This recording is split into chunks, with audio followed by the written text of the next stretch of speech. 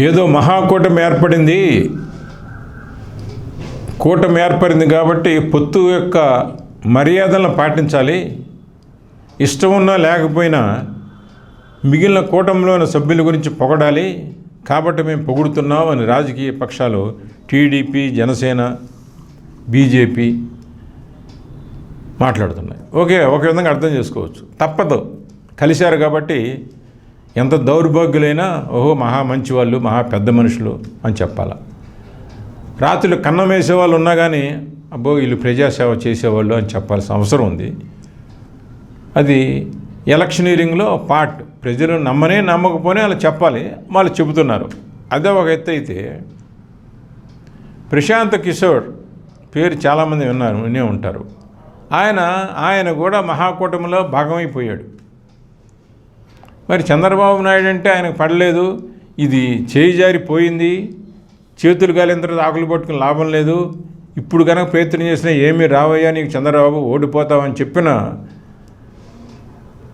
ప్రశాంత్ కిషోర్ రోజు వచ్చేసేసి ఓడిపోతున్నాడు జగన్మోహన్ రెడ్డి, కూటమి గెలుస్తుంది, చంద్రబాబు నాయుడు గెలుస్తాడని చెబుతున్నాడు. ఏ విధంగా గెలుస్తాడని చెబుతున్నావా? నువ్వేమన్నా సర్వే చేయించావా? నువ్వేమన్నా వర్కౌట్ చేసావా? నువ్వు గ్రామంలోకి వెళ్ళావా? లేదు. నువ్వు ఇక్కడ ఎవరికే పని చేయటం లేదు. ఇంతకుముందు పని చేసావు, డబ్బులు మూట కట్టుకున్నావు, వెళ్ళిపోయావు బీహారీ. ఇప్పుడు నీకేం పని లేదు, నాకేం సంబంధం లేదు, నేను చేయట్లేదు అన్నావు. కానీ లోకేష్ నిన్ను కలిసి ఏదో చర్చలు జరిపిన తర్వాత వచ్చి స్టేట్మెంట్ ఇస్తున్నావు. ఖచ్చితంగా నీకు పేమెంట్ జరిగింది, నీకు ప్యాకేజ్ ముట్టింది, తప్పేం లేదు. ఎరే బిజినెస్ మ్యాన్ కాబట్టి ప్యాకేజ్ ముట్టింది. ప్యాకేజ్ ముట్టినంత మాత్రం అబద్ధాలు ఆడటం ఏంటి నువ్వు ఇక్కడికి వచ్చి? ఇక్కడ ఆంధ్రప్రదేశ్ రాష్ట్ర ప్రజలని అగౌరవపరచడం ఏంటి? నీకేమి తెలుసునని?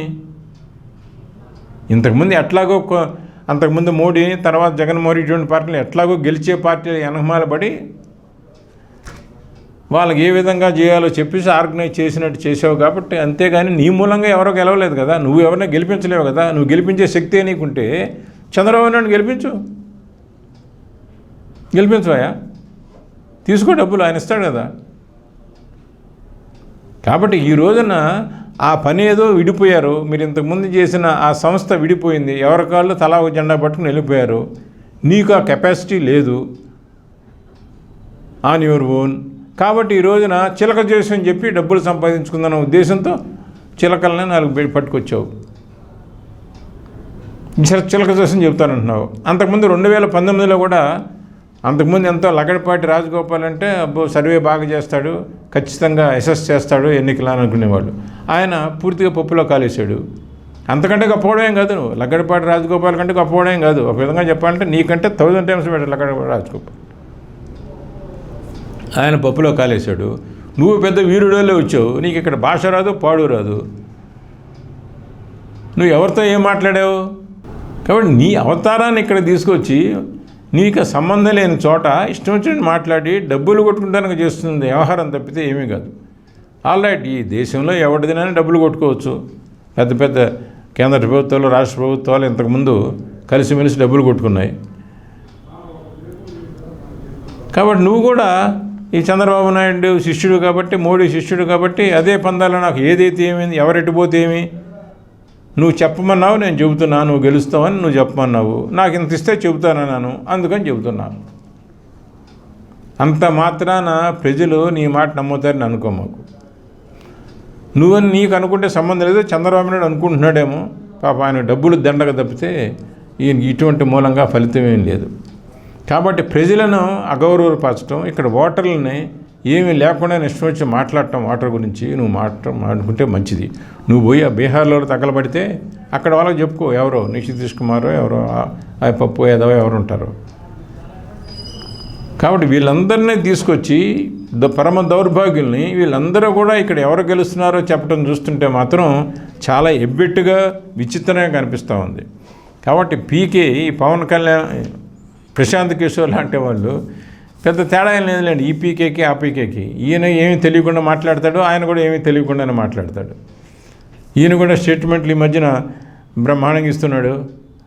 పవన్ కళ్యాణ్ కూడా అదేవిధంగా ఈయన కూడా ఏమీ తెలియకుండానే చాలా గట్టిగా చెబుతున్నాడు చంద్రబాబు నాయుడు గెలుస్తాడని. కాబట్టి డబ్బులు తీసుకుని మీరు చెప్పినంత మాత్రాన ఇక్కడ ఎవరో మిమ్మల్ని చూసి ఎవరో వారరు.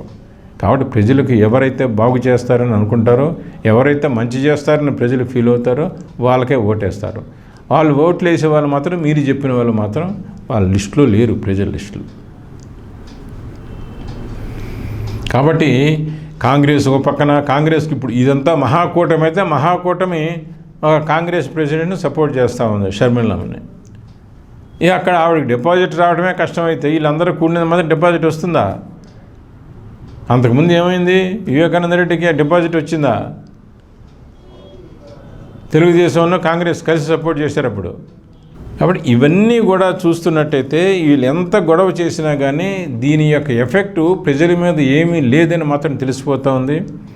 అంతేకాకుండా మేము ఎక్కువ మంది ఉన్నాం కాబట్టి మేము ఎంత మోసం చేసినా కానీ మమ్మల్ని అడిగేవాడు లేడు అనే ఉద్దేశంతో వీళ్ళు విచ్చలవిడిగా బయటపడి ఇష్టం వచ్చినట్టు మాట్లాడుతున్నారు.